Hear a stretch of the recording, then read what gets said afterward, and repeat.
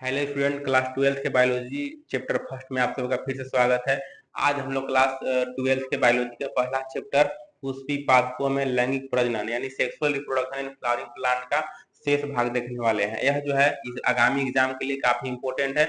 हमने सिर्फ वही टॉपिक को सिलेक्ट किया है जो एग्जाम से काफी इंपॉर्टेंट है। पूरा पढ़ने के लिए तो पूरा सिलेबस और बहुत सारा कुछ है, लेकिन हमने सब कुछ को नहीं उठाया है।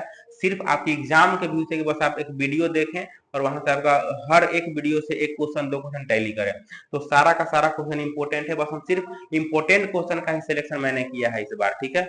एक्स्ट्रा क्वेश्चन कुछ भी नहीं। यह जो है सिर्फ आपका बोर्ड एग्जाम जो अभी आगामी जो है बोर्ड एग्जाम होने वाला है क्लास 12 का फाइनल, वही बोर्ड एग्जाम के व्यू से इंपॉर्टेंट है। सुनिए, देखिए, आज का हमारा टॉपिक है निषेचन संरचना एवं घटना, यानी जो है फर्टिलाइजेशन होता है। फर्टिलाइजेशन के बाद यानी निषेचन प्लांट में जब फर्टिलाइजेशन होता है, डबल फर्टिलाइजेशन के बाद क्या होता है, तो जो बाद घटना और क्रिया होता है ना, उसी को निषेचन संरचना घटनाएं कहते हैं, ठीक है। चलिए, इसमें हमारा क्या है, इसमें हमारा सबसे पहला चीज है निषेचन। देखिए, निषेचन में बताया था आप लोग को कि डबल फर्टिलाइजेशन होता है। डबल फर्टिलाइजेशन के बाद जो है ना ट्रिपल फ्यूजन यानी त्रिसंलयन होता है। त्रिसंलयन के बाद भ्रूण कोष बनता है। कोष, देखिए कंफ्यूज नहीं होना है, भ्रूण कोष और भ्रूण कोष में नहीं। भ्रूण कोष हो गया तो हमारा जो युग्मक हो गया, लेकिन भ्रूण पोष, अगर भ्रूण पोष है यहाँ पे तो भ्रूण कोष क्या है, तो भ्रूण कोष जो है ना, भ्रूण कोष क्या है, तो ट्रिपल फ्यूजन यानी त्रिसंलयन के बाद द्विनिषेचन के दौरान त्रिसंलयन होता है। त्रिसंलयन के बाद जो त्रिगुणित संरचना बनती है, उस त्रिगुणित संरचना को हम लोग भ्रूण कोष कहते हैं। या त्रिगुणित होता है यानी थ्रियन होता है, यानी कह सकते हैं कि इसमें तिगुना गुणसूत्र होता है, क्रोमोसोम होता है, ठीक है। ये हो गया भ्रूण कोष। समझ गए आप लोग भ्रूण कोष क्या है। तो डबल फर्टिलाइजेशन के बाद त्रिसंलयन के परिणाम स्वरूप जो त्रिगुणित संरचना का निर्माण होता है, उस त्रिगुणित संरचना को हम लोग भ्रूण कोष कहते हैं। भ्रूण कोष तीन प्रकार का होता है। एक होता है केंद्रीय भ्रूण कोष, कोशिकीय भ्रूण कोष और हेलोवियल भ्रूण कोष, ठीक है। चलिए, अगला टॉपिक हम लोग का है अनिषेक फल। बहुत इंपॉर्टेंट है, सुनिए। अनिषेक, अनिषेक का मतलब बिना निषेचन के, ठीक है, फल। यानी वैसा फल जो बिना, वैसे फल जिसका निर्माण बिना निषेचन के हो जाता है, उसी को हम लोग अनिषेक फल कहते हैं। क्लियर है। चलिए, अब अगला हम लोग का वही यहाँ पे अनिषेक फल, बिना निषेचन के फल बनता है। एग्जाम्पल केला, अंगूर, संतरा, अनार में क्या होता क्या है, इस फल का निर्माण बिना निषेचन के हो जाता है, इसीलिए इसको अनिषेक फल कहते हैं। अच्छा, अनिषेक फल के कारण क्या हो सकता है। अनिषेक फल का कारण ढेर सारा कारण है, लेकिन कुछ मुख्य कारण है परागकण की अनुपस्थिति। कभी कभी क्या होता है कि परागकण अनुपस्थित होता है और मादा जनक भाग जो है वो धीरे धीरे फल में विकसित हो जाता है। तो परागकण की अनुपस्थिति। अनुवांशिक कारण, कुछ कुछ पौधा में ऐसा अनुवांशिक रूप से होता है, होते आ रहा है, इसीलिए हो रहा है। अगला है हार्मोन का प्रभाव। कुछ हार्मोन, देखिए ऑक्सिन और जिब्रेलिन, ये पादप हार्मोन है। पादप हार्मोन, ये दोनों हार्मोन अधिक हो जाने के कारण जो है यह जो है बिना निषेचन हुए डायरेक्ट प्रमोट कर देता है फल के निर्माण में, ठीक है। तो ये मेन कारण है अनिषेक फल बनने के। चलिए, अगला हम लोग का नेक्स्ट क्या है, फल खाने योग्य भाग। याद रख लीजिएगा, बहुत इंपॉर्टेंट है। नारियल का खाने वाला भाग भ्रूण कोष है। आम का मध्य फल विधि, सेव का पुष्पासन, लीची एवं शरीफा का एरिल, नाशपाती का पुष्पासन, केला का मध्य एवं अंत फल विधि। फल है, खाने वाला फल के भाग का नाम है, जो कि काफी इंपॉर्टेंट है। यहाँ से एमसीक्यू आता है। चलिए, अगला हम लोग का नेक्स्ट है असंग जनन। देखिए, बहुत कंफ्यूजन होता है, अनिषेक जनन या अनिषेक फल असंग जनन। वो वहां पर जो है फल का निर्माण होता है बिना निषेचन के, और यहाँ पर जो है बिना निषेचन के बीज के निर्माण होता है। याद रख लीजिए, असंग जनन में बिना निषेचन के बीज बनता है, और वहां पर जो है अनिषेक फल में बिना निषेचन के फल बनता है, ठीक है।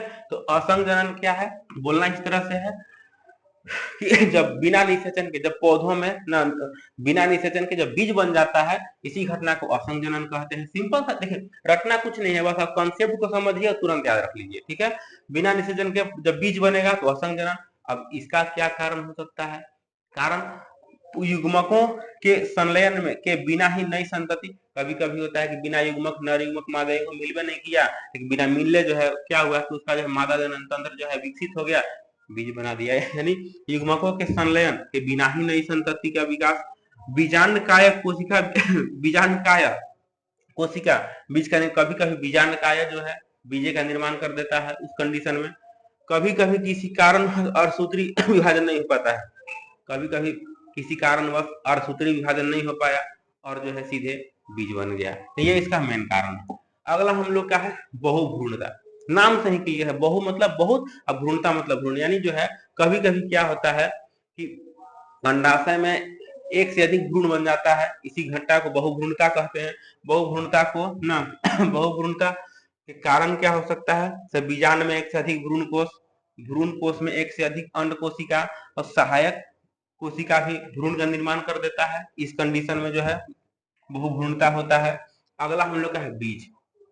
कॉमन चीज है बीज, सबको जानता है, लेकिन इसको सिस्टमेटिक ढंग से कैसे बोलेंगे, बोलना इस तरह से है कि जब निषेचन